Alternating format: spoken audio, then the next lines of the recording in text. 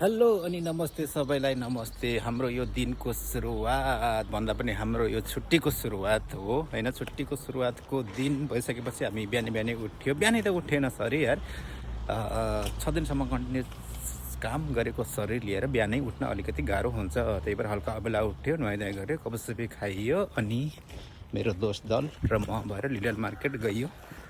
अनि Lidl market गएपछि हामीले हल्का फुल्का सामान किन्यो। अनि यहाँ नजिकै एउटा राम्रो मासु पसल छ। राम्रो मासु पसल भन्नाले राम्रो मासु पाइने पसल छ। त्यहाँ गइयो, मासु ल्याइयो।